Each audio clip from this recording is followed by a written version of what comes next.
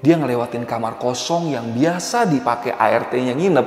Dia nggak sengaja nih lihat cahaya minim dari lilin di kamar itu dan di situ.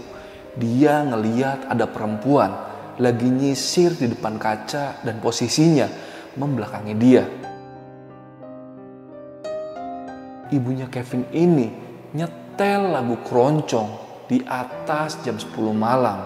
Setiap kali Mbak Pia ini lagi mau siap-siap balik ke kosannya.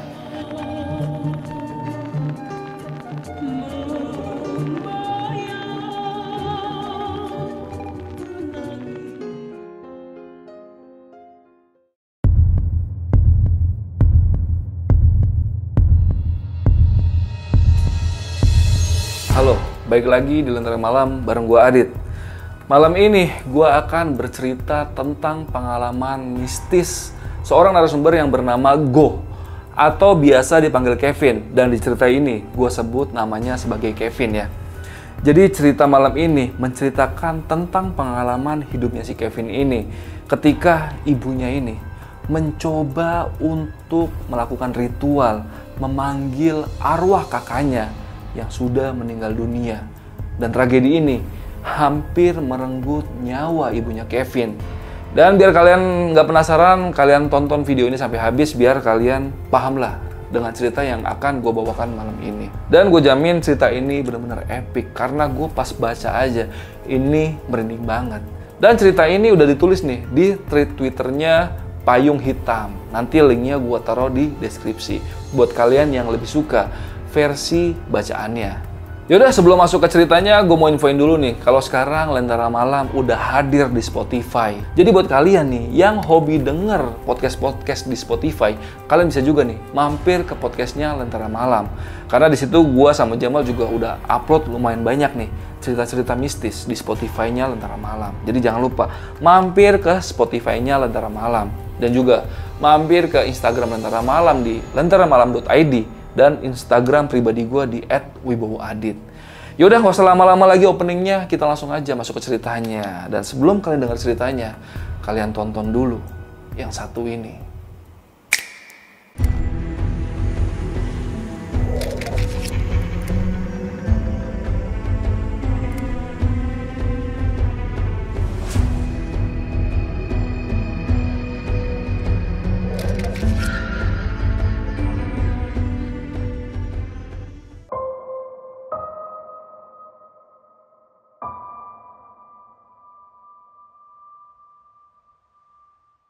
Kisah ini dialami oleh narasumber yang bernama Kevin. Kevin berasal dari keluarga keturunan Tionghoa. Kisah yang diceritakan Kevin ini adalah cerita dari keluarganya sendiri tentang yang dialami oleh ibu kandungnya sendiri hingga bikin satu keluarga geger. Kevin ini adalah anak pertama di keluarganya dan memiliki satu orang adik laki-laki. Kejadian ini terjadi di sekitaran tahun 2013 silam waktu Kevin masih duduk di bangku SMP. Jadi gini ceritanya, 2013 silam waktu itu menjelang UN SMP. Saat itu, ayah dari Kevin ini lumayan keras dalam mendidik anak-anaknya dikarenakan biaya sekolah yang mahal karena sekolah di sekolah swasta. Jadi ayahnya Kevin ini nggak mau sekolah disia-siain apalagi sampai dapat nilai yang jelek. Tapi di waktu yang bersamaan juga, Kevin mulai ngerasa ada banyak gangguan dari makhluk halus di rumahnya yang dirasakan juga sama anggota keluarga lainnya.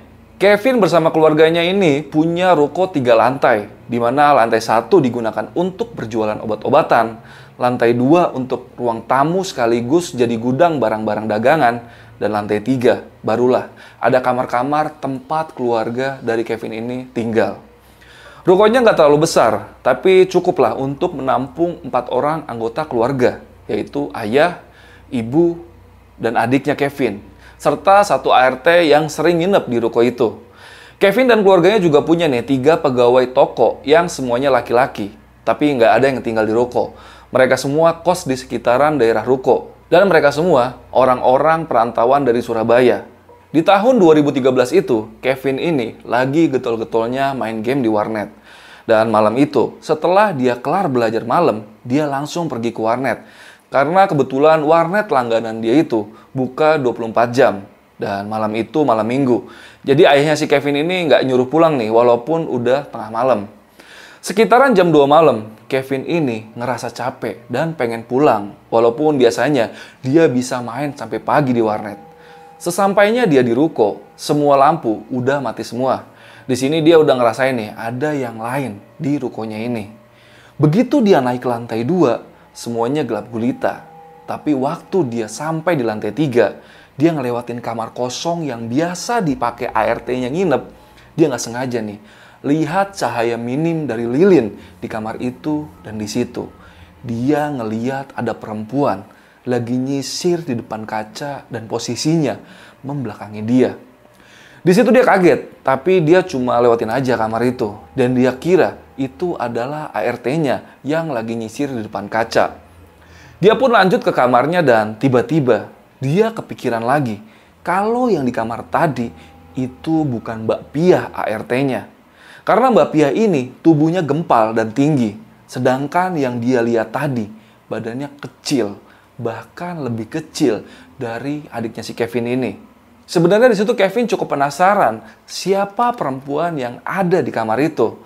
Tapi setelah dipikir-pikir lagi, dia mulai takut nih. Takutnya apa yang dipikirannya itu benar-benar terjadi.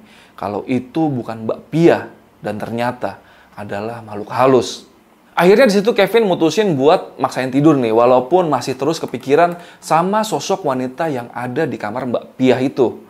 Di saat Kevin lagi berusaha untuk tidur, tiba-tiba dia dengar suara anak kecil nangis.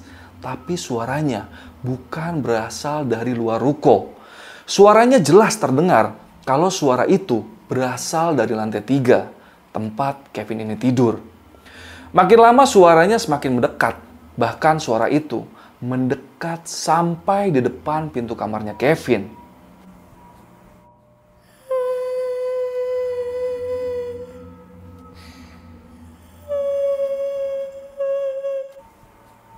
Gak lama suara itu hilang di depan pintu kamar Kevin. Dan di situ juga Kevin kaget karena tiba-tiba pintunya kebuka. Tapi syukurlah, ternyata itu ayahnya Kevin yang masuk ke kamar Kevin buat ngebangunin Kevin dan adiknya untuk ngajak mereka berdua sembahyang bareng-bareng.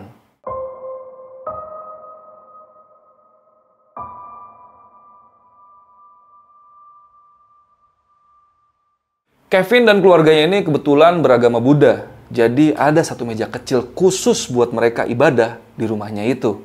Hal yang cukup aneh yang nggak biasa terjadi di keluarganya Kevin ini.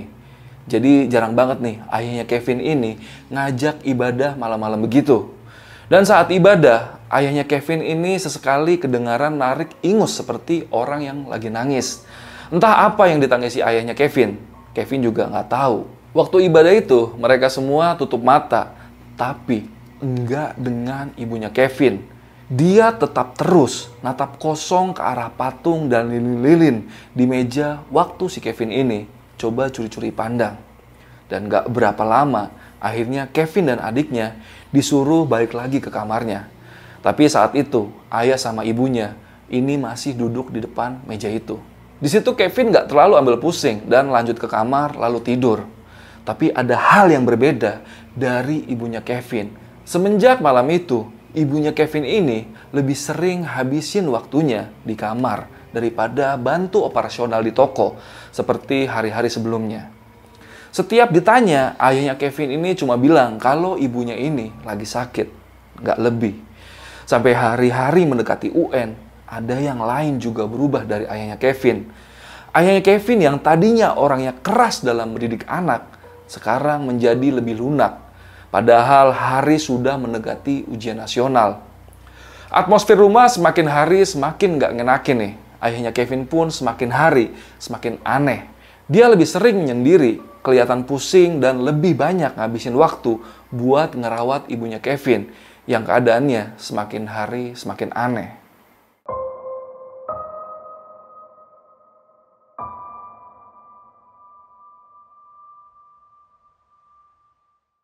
Seminggu sebelum UN, ibunya Kevin ini mutusin untuk pulang ke rumahnya Akong atau kakeknya Kevin. Dan sekarang, yang tinggal di ruko tinggal Kevin, ayahnya, dan adiknya, dan satu orang ART yang kadang-kadang juga nginep di ruko itu. Malam pertama semenjak ibunya Kevin ini mutusin untuk pulang kampung, Kevin ini mimpi buruk. Dan mimpinya ini, dia ngerasa kalau mimpinya itu sangat nyata banget. Di mimpinya ini, dia dengar ada suara perempuan nyanyi dengan nada lagu yang cukup lawas, semacam lagu keroncong.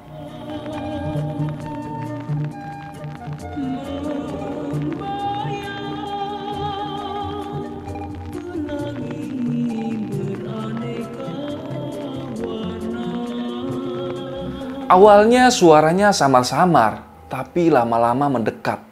Karena penasaran, Kevin coba bangun dari tempat tidurnya dan mendekat ke arah pintu. Terus nempelin telinganya ke pintu kamar. Di situ, dia dengar lirik dari lagu itu. Isinya, membayang pelangi beraneka warna. Dan lirik berikutnya, Kevin dengernya kurang jelas. Dan hanya lirik itu aja yang masih dia ingat sampai saat ini. Dan gak lama setelah dia mimpi dengar suara perempuan yang nyanyi keroncong itu, dia mendadak bangun. Dan anehnya, pas dia bangun, suara itu masih terdengar samar-samar di depan pintu. Yang berarti kejadian ini adalah lanjutan dari kejadian yang ada di mimpinya Kevin. Di situ Kevin meringkuk ketakutan di kamar, gak berani buka pintu. Dan akhirnya, menurut Kevin, suara itu samar-samar mulai hilang berbarengan dengan azan subuh yang berkumandang. Singkat cerita, ujian nasional udah selesai dan nilai Kevin ini cukup memuaskan. Tapi ayahnya tetap memasukkan Kevin ke sekolah swasta lagi, walaupun nilai ujian nasionalnya dirasa cukup untuk bisa masuk ke sekolah negeri favorit. Karena jeda libur sekolah dari semenjak lulusan sekolah sampai masuk lagi di sekolah baru ini cukup lama, yaitu sekitar 3 bulan, Kevin akhirnya diajak ayah beserta keluarganya yang lain untuk pergi ke Malaysia. Awalnya Kevin ini girang banget karena bisa diajak liburan ke luar negeri. Tapi semua itu ternyata nggak sesuai dengan apa yang dipikirin Kevin. Ternyata mereka semua pergi ke Malaysia ada tujuan lain, bukan untuk sekedar liburan. Kevin inget banget di hari keberangkatan mereka, ayah, tante, dan 2 sepupu Kevin yang lebih tua dari dia kelihatan berembuk seperti membicarakan hal yang cukup serius di dalam toko sebelum berangkat ke bandara. Mereka semua bicara pakai bahasa Hokkien yang sama sekali Kevin ini nggak ngerti. Yang pasti mereka semua kelihatan lagi ngomongin sesuatu hal yang benar-benar penting. Di situ walaupun si Kevin penasaran, dia nggak berani tanya apa-apa dan nurut aja pas disuruh ayahnya untuk masuk ke dalam dan disuruh cek lagi barang-barang yang udah di-packing dan sedikit beres-beres rumah sebelum berangkat ke Malaysia. Ibunya Kevin yang semenjak pulang dari rumah akongnya Kevin ini malah kelihatan semakin memburuk keadaannya. Sepanjang perjalanan ke bandara, ibunya Kevin cuma bisa diem aja dengan tatapan kosongnya, duduk di bangku belakang taksi. Ada yang aneh juga terjadi sama adiknya Kevin ini. Selama perjalanan, adiknya Kevin ini terus-terusan rewel dan minta supir taksi untuk tutup kaca spion tengah mobil taksinya. Tapi karena itu bahaya, akhirnya adiknya Kevin ini didimin aja walaupun terus-terusan nangis di dalam taksi.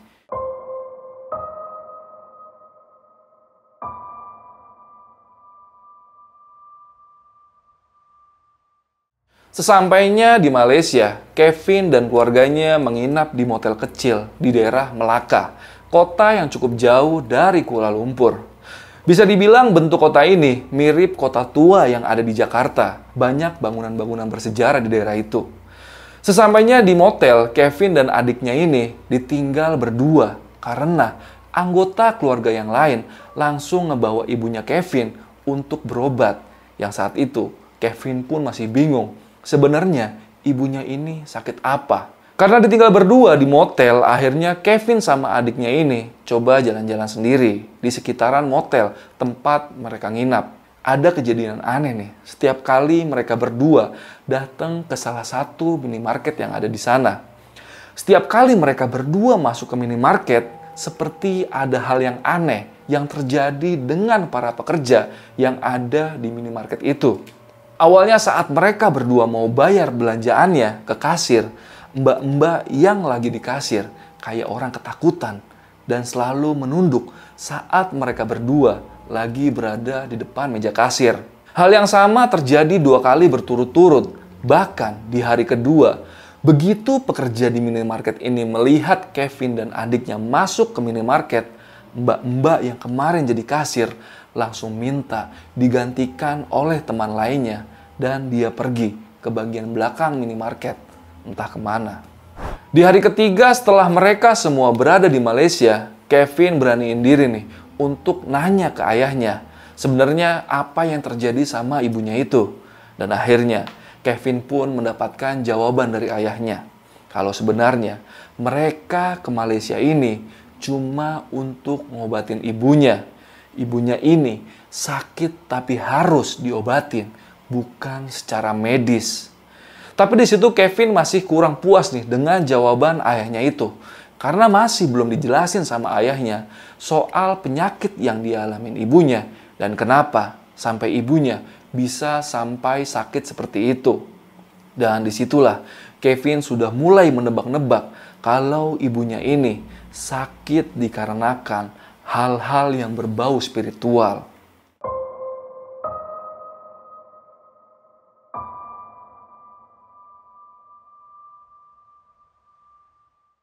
Singkat cerita, mereka semua kembali lagi ke Jakarta dengan hasil yang kurang memuaskan karena masih belum ada perubahan yang signifikan dari ibunya Kevin ini. Sesampainya Kevin dan keluarganya di ruko, hawa ruko benar-benar pengap, kayak tempat yang udah ditinggal berbulan-bulan, padahal cuma ditinggal nggak sampai 1 minggu. Ini bikin Kevin makin ngerasa ada yang aneh sama tempat tinggalnya ini. Singkat cerita, setelah beberapa hari mereka semua sampai di Jakarta, keadaan ibunya Kevin ini makin menjadi-jadi. Dia sering banget nih coba untuk nyakitin dirinya sendiri dan sering terlihat merenung, serta setiap diajak ngomong selalu nggak pernah nyambung. Kevin sekeluarga udah mulai putus asa nih dengan keadaan ibunya itu. Ditambah lagi, 3 orang teman yang cukup dekat dengan Kevin menyebar rumor yang nggak enak di lingkungan sekolah dan lingkungan rukonya Kevin. Kevin dan keluarganya ini dituduh menggunakan penglaris karena ibunya sampai seperti itu karena efek penglaris dari tokonya itu. Kevin dan keluarganya nggak bisa nih berbuat apa-apa karena kabar itu cukup cepat tersebar di wilayah Kevin dan sekolahnya Kevin. Dan lumayan juga bikin ayahnya Kevin ini makin putus asa dengan keadaan itu. Sampai suatu hari, Kevin ini punya teman baru yang namanya Feli dari salah satu game online yang dia mainin. Gak ada angin, gak ada hujan, tiba-tiba kata-kata yang cukup mencengangkan keluar dari mulut Feli. Dia bilang begini, "Mending lu dan keluarga sering-sering pesucian deh. Dan ada yang gak diundang datang ke rumah lu, itu buat minta nyawa."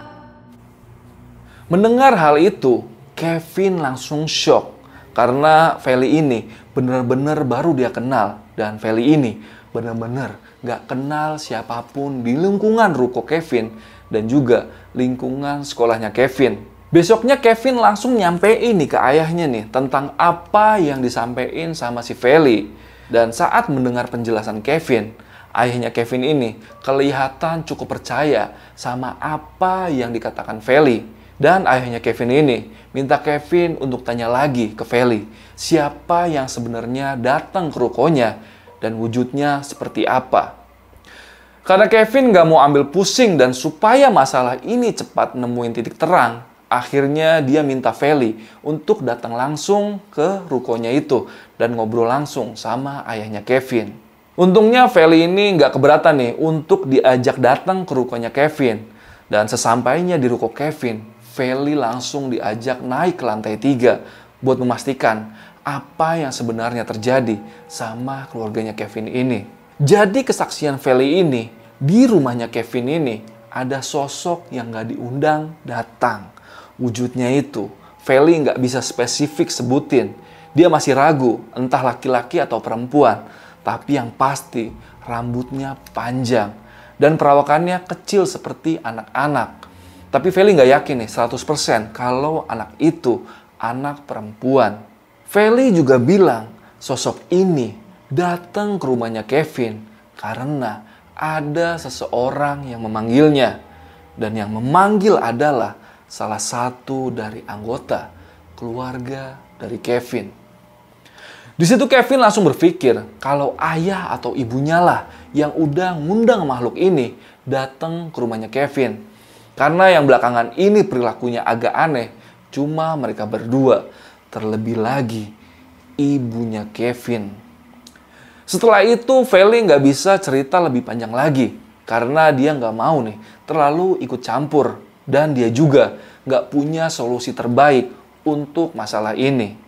Beberapa hari setelah kedatangan Feli ke ruko itu dan menjelaskan semuanya, ayahnya Kevin mencoba untuk mengundang seorang biksu. Saat itu, sepulang dari sekolah, Kevin ngelihat ayah, tante, dan sepupunya lagi sembayang di tempat mereka biasa sembayang. Dan di situ ada seorang biksu yang menemani mereka. Tapi Kevin yakin betul kalau mereka semua lagi nggak sembayang. Karena di situ dia lihat ada beberapa sesajen dan foto seorang anak kecil yang Kevin sendiri pun nggak tahu siapa itu dan apa maksudnya dengan menaruh foto anak itu di atas meja sembayang itu. Setelah mereka semua selesai, Kevin coba tanya nih ke ayahnya siapa yang ada di foto itu. Tapi ayahnya di situ cuma diem aja, lalu minta Kevin untuk keluar rumah dulu.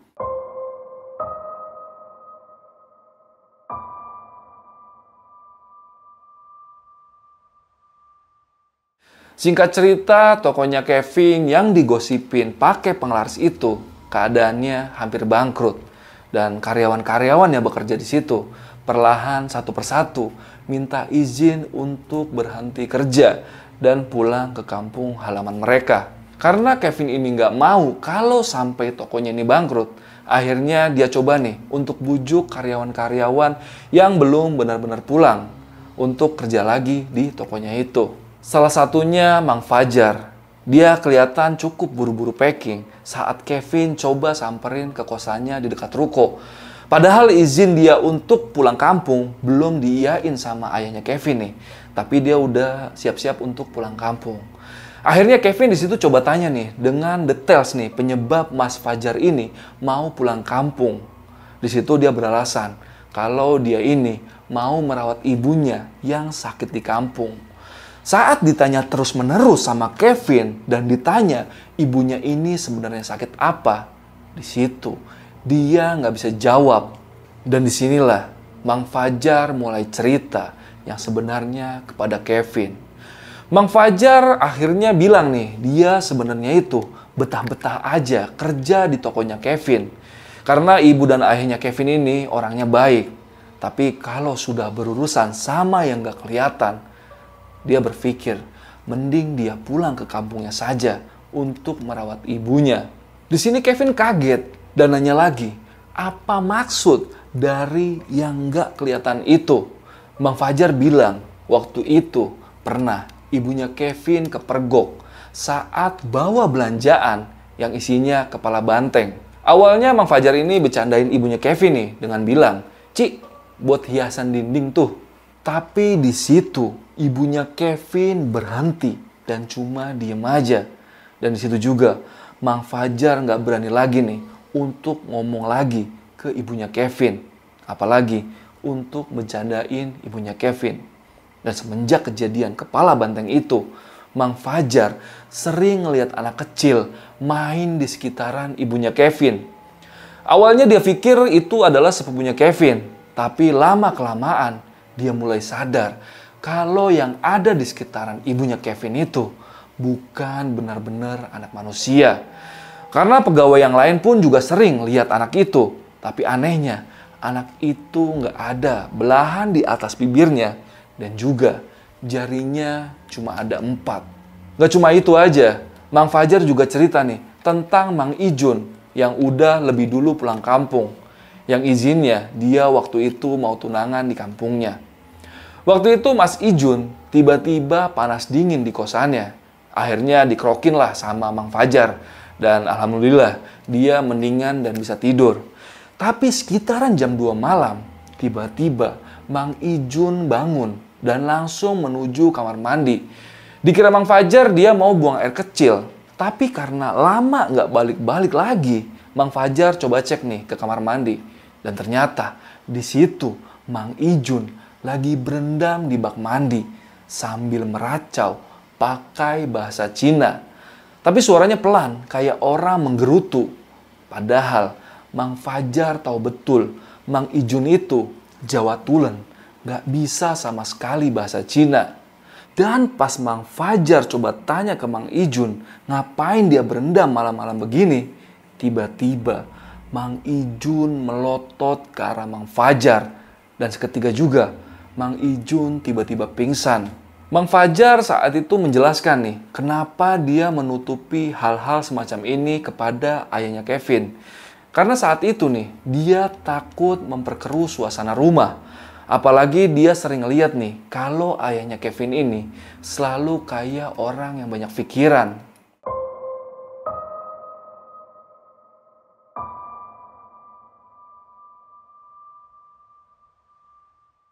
Sepulang dari kosan Mang Fajar, Kevin coba tanya nih ke adenya, pernah nggak ngalamin hal aneh di ruko itu?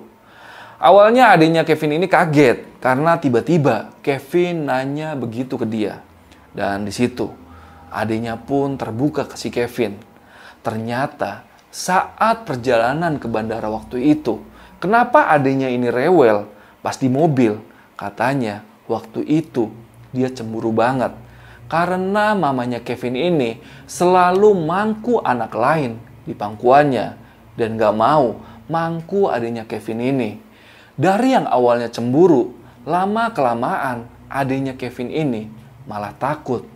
Karena sosok itu lama-kelamaan wajahnya berubah mirip seperti adiknya Kevin ini. Tapi ada yang aneh dengan bibirnya dan juga anak itu selalu menyembunyikan tangannya di balik ketiaknya. Mendengar cerita dari adiknya ini, Kevin sempat syok nih. Karena sosok yang dibilang adiknya ini mirip banget sama sosok yang dibilang sama Feli waktu itu. Besoknya Kevin coba samperin ke kosan Mbak Pia yang juga udah mau pulang kampung waktu itu. Awalnya Mbak Pia nih nggak mau nih cerita apa-apa. Tapi karena didesak terus sama si Kevin dan Kevin beralasan kalau semua ini untuk keselamatan ibunya, akhirnya Mbak Pia ini mau cerita. Jadi Mbak Pia yang dulunya sering nginep di ruko ini, semenjak ibunya Kevin sakit, mendadak gak pernah mau lagi nih nginep di rukonya Kevin. Ternyata ada hal mistis yang bikin dia sampai gak berani lagi untuk nginep di rukonya Kevin. Jadi belakangan ini, Mbak Pia sering banget nih ngeliat sosok anak kecil yang berkeliaran di sekitar ibunya Kevin. Sama seperti yang dilihat oleh adiknya Kevin dan Mang Fajar. Tapi yang lebih miris lagi, Mbak Pia dengan mata kepalanya sendiri ngeliat ibunya Kevin ini sering banget nangis di sebuah foto. Tapi dia nggak kenal siapa orang yang ada di dalam foto itu. Dan setelah dijelasin sama Mbak Pia, Kevin ini coba nebak-nebak nih kalau foto itu adalah foto anak kecil yang waktu itu dipajang di meja sembahyang saat ayahnya Kevin lagi ngundang biksu ke rumahnya. Dan yang bikin merinding lagi, Mbak Pia sering lihat ibunya Kevin ini nyetel lagu keroncong di atas jam 10 malam. Setiap kali Mbak Pia ini lagi mau siap-siap balik ke kosannya. Di situ Kevin kaget. Berarti lagu keroncong yang dia dengar di mimpinya itu benar-benar nyata. Dan lagu itu yang nyetel adalah ibunya sendiri.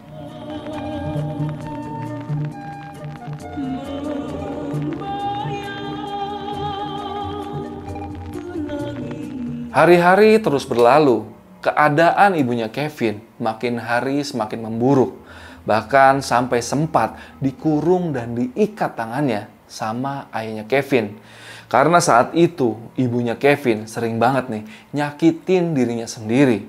Sampai akhirnya salah satu tetangganya Kevin ini ada yang merasa prihatin sama apa yang dialami sama keluarganya Kevin. Dan saat itu dia mencoba untuk membawa salah satu kenalannya yang seorang ahli spiritual. Orangnya ini berpakaiannya serba hitam dan pakai belangkon di kepalanya. Tapi entah dari mana asalnya, Kevin dan keluarganya sampai sekarang nggak tahu dari mana asal orang spiritual itu. Singkat cerita, kita langsung masuk aja nih ke bagian penjelasan dari ahli spiritual itu. Jadi, ternyata udah 1 tahun ini ibunya Kevin ngelakuin ritual untuk memanggil arwah salah satu anggota keluarganya Kevin yang udah lama nggak ada. Dan alih-alih memanggil anggota keluarganya yang udah meninggal, yang datang adalah makhluk lain. Dan juga ternyata ibunya Kevin ini dimanfaatin sebagai salah satu korban praktek santet oleh salah satu sekte sesat yang ada di Indonesia. Ibunya Kevin ini tahu bagaimana caranya memanggil arwah orang yang sudah meninggal itu dari sebuah selebaran yang dibagikan di wihara waktu Imlek di tahun 2012. Dan ternyata arwah yang coba dipanggil oleh ibunya Kevin ini adalah arwah anak dari ibunya Kevin. Ya, itu adalah arwah Cece atau kakaknya Kevin yang katanya sudah meninggal di tahun 1998 silam. Dan di situ Kevin langsung shock karena dia baru tahu nih kalau dia sebenarnya punya seorang kakak. Ayahnya nggak pernah cerita tentang itu karena menurut ayahnya dia mau melupakan masa lalu yang pedih di tahun 1998 silam. Tapi lebih tepatnya mereka berdua mencoba untuk menutupi rasa penyesalannya karena telah lalai menjaga kakaknya Kevin saat itu. Jadi kakaknya Kevin ini hilang atau meninggal dunia di tahun 1998 silam waktu lagi terjadi kerusuhan besar-besaran di Jakarta. Saat itu karena keadaan lagi kacau-kacaunya, ibunya Kevin ini sempat nitipin kakaknya Kevin di salah satu tetangga rukonya yang berjualan soto. Tapi mungkin karena kerusuhan ini semakin menjadi-jadi dan semakin besar, tukang soto itu lari entah kemana. Mungkin karena ketakutan dijadikan sasaran saat kerusuhan itu terjadi. Dan bersamaan itu juga kakaknya Kevin ini ikut hilang entah kemana. Dan tukang soto itu sampai detik ini gak ada yang tahu keberadaannya di mana. Jadi di sini sebenarnya keadaan kakaknya Kevin ini masih belum jelas apakah dia sudah meninggal atau belum. Menurut penuturan ahli spiritual itu, sosok yang saat ini mengikuti ibunya Kevin ini bentuk dan rupanya sama percis dengan kakaknya Kevin saat berumur 4 tahun dan saat terakhir kedua orang tua Kevin melihat kakaknya Kevin. Dan bahkan sosok ini sebenarnya mau mengambil nyawa ibunya Kevin. Menurut ahli spiritual itu, ibunya Kevin ini dimanfaatin oleh sekelompok aliran sesat yang nyari tumbal untuk praktik santetnya dengan cara random, yaitu dengan cara ngirim jin yang dipanggil sendiri oleh si calon tumbal. Ya, ibunya Kevin ini terjebak tanpa ia sadari. Dan tanpa ia sadari juga, ia telah memanggil sendiri jin untuk menyerahkan hidupnya itu. Kevin masih ingat jelas nih, isi selebaran yang dipegang ibunya itu.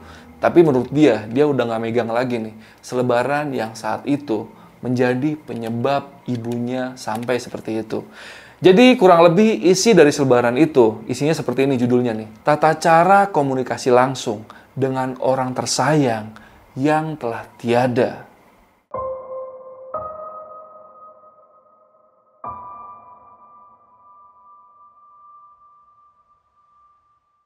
Dan alhamdulillah nih, semenjak ibunya Kevin ini diobati oleh ahli spiritual itu, semakin hari ibunya Kevin ini semakin membaik. Dan saat ini, keadaan ibunya Kevin ini udah bener-bener sembuh total. Jadi pesan dari Kevin di cerita ini adalah ikhlas. Ya, ikhlaslah dari kepergian seseorang. Tapi kasus Kevin ini gue rasa cukup berat ya, karena ibunya ini bukan cuma kehilangan anaknya aja, tapi dia ngerasa cukup bersalah nih karena telah lalai lah menjaga kakaknya Kevin ini dulu.